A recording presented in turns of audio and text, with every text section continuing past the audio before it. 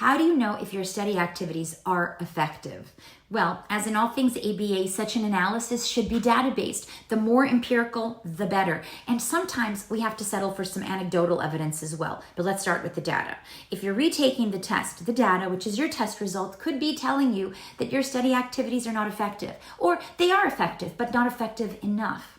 If you're studying for a first attempt, you should also be assessing your study activities. And that can be an evaluation of mock exam scores, though I would take mock exam scores with a grain of salt. It could be SAFMED data, general understanding, being able to explain or do task list items. So let's treat this like an experimental design. The dependent variable is passing score fluency. The independent variable is the treatment package of activities that you've used or are currently using to study.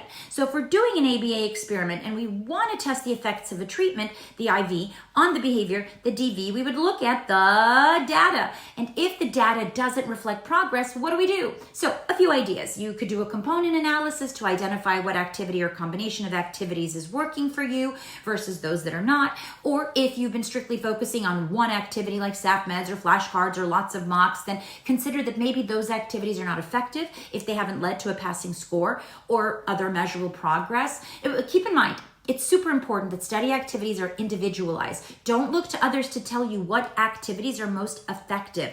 This will vary person to person, just like ABA programs and IEPs. And what you're looking to understand is whether or not you're utilizing the most effective strategies for you. Now, another less data-driven measure of efficacy is enjoyment. Yes, I said it, pleasure, yes, from studying. It's possible and frankly necessary. So if you dread your study activities and are not feeling motivated, then it may be time to switch things up. And a final thought is about the general feeling of progress and fluency. There does come a time in this journey where you start to feel fluent. Now I know, what does that mean? Operationalize that for us, Dana. Look, guys, I can't be all behavioral all the time. So just trust me, it's a feeling and you'll know it when you feel it. And it probably means your study activities are effective. And the takeaway, would you keep using an ineffective strategy with your clients? No, you would not. You would make modifications or try new strategies. So why not use some of this kick-ass science on yourself?